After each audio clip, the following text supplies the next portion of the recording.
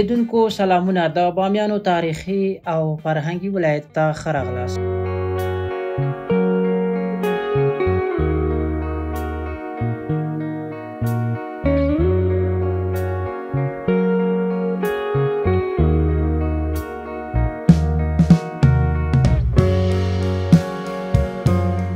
موږ نن د افغانستان په زړه کې د بامیانو تاریخي او په زړه پورې ښار ته سفر کوو، کوم چې د خپلو تاریخي ځایونو له امله خورا زیات مشهور دی. له کابل څخه تر بامیانو پورې نږدې 240 کیلومتره واټن دی. سفر عموما د موټر له لارې له 6 څخه تر 8 ساعتونو پورې وخت نیسي. موږ له دشت برچي د بامیانو ترمینل څخه شاوخوا 10 بجې خپل سفر پیل کړ.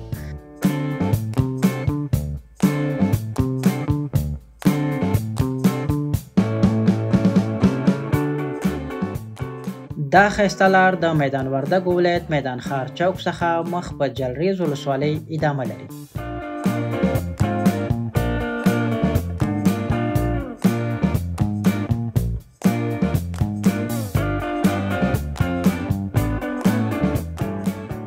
د میدان وردګ جلریز ولسوالۍ سړک د تیرو 2 لسیزو جګړو له امله خورا زیات خراب شوی. ممکن د همدې سیمې سړک موږ لږ خسته کړي. نه، البته د موټر مزل به مو خسته کړي، خو په دې لاره پرتې سیمې او باغونه د هر مسافر لپاره د طبیعت یوه نوې ننداره ده.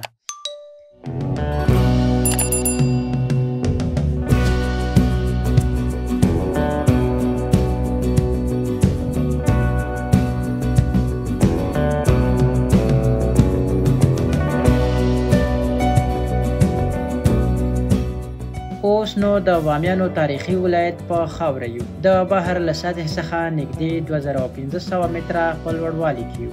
لوړوالی د دې ډراماتیکو منظرو او په ځانګړې توګه د دې سیمې پر هوا تاثیر لري. دلته اوس هوا -14 درجې ده.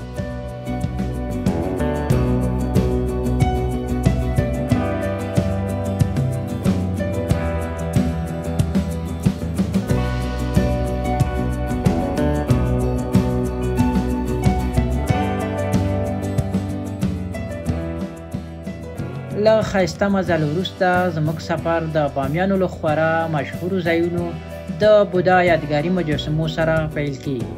په 8مه پیړۍ کې د بامیانو ښار په څنډو کې د لوی شخصیتونه یو وخت د لرغوني بودایي هنر د عالي سمبولونو په توګه ولاړ وو.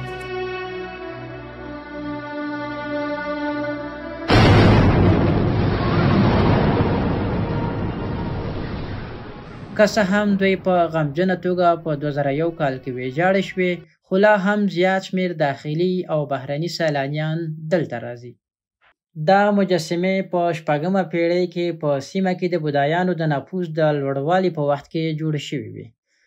د دې 2 لویو مجسمو لوړوالی شاوخوا 55 متره و، په داسې حال کې چې کوچنۍ مجسمه نږدې 20 متره وه. د یارې زینې سر کې داسې یو دانه ځای جوړ شوی ده، نه پوهېږم دا د ناستې ځای و، سالونو که څه و، او شاته چې ګورئ ښایسته او په زړه پورې منظره چې ټول بامیان له همدې ځای نه ښکاري.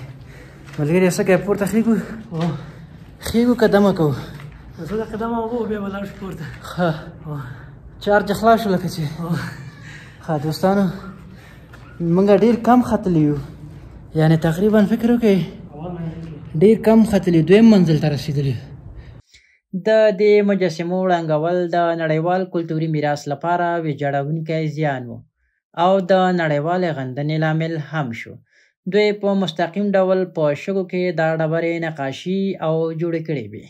خو اوس لیدونکي او سیلانیان کولی شي هغه خالي ځایونه وګوري چیرې چې یو وخت مجسمې ولاړې وې.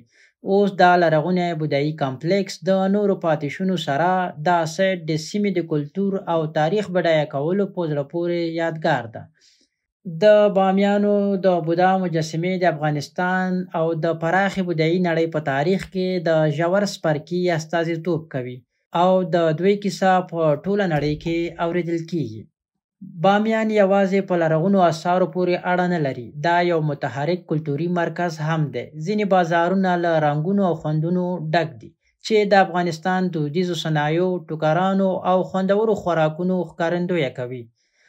له پیچلو غالیو څخه نیولې تر لاسي اوبدل شوو شالونو پورې دلته زاړه دودونه ساتي.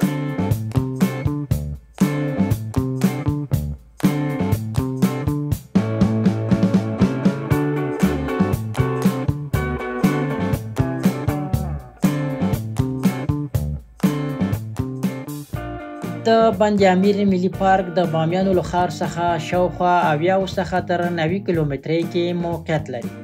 سفر عموما د موټر له خوا شاوخوا 1 ساعت څخه تر 3 ساعتونو پورې وخت نیسي. د سړک شرایط او ټاکل شوې لارې پورې اړه لري.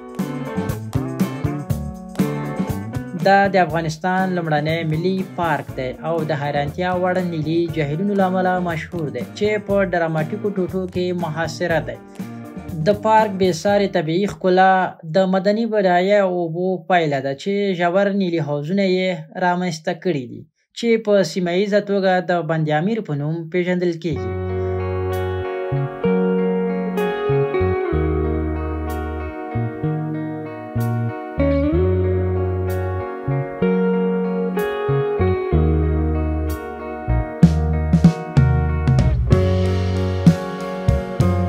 د بامیانو تاریخي اهمیت د بودا له مجسمو اخوا پراخ دی. دا سیمه د لرغونو کلاګانو او ځینو کلتوري ښارونو له امله لکه د شهر غلغلې، شهر ذوق د سیمې بډایه ماضي ته یوه کتنه وړاندې کوي. د بامیانو ولایت کلتور او طبیعت استقامت شاهد دی. د دې حیرانوونکي تاریخي ځایونو څخه د هغه په زړه پورې طبیعي منظرو پورې دا هغه ځای دی چې ترې لیدنه یې د انسان روح تازه کوي. که تاسو کله هم د لیدو فرصت ترلاسه کړئ نو له دې ولایت څخه حتما لیدنه وکړئ. د نورو دا ډول ویډیوګانو لپاره له موږ سره ملګري شئ او خپل نظریات مو په کومنټ کې راته پرېږدئ. تر بیا ښې چارې.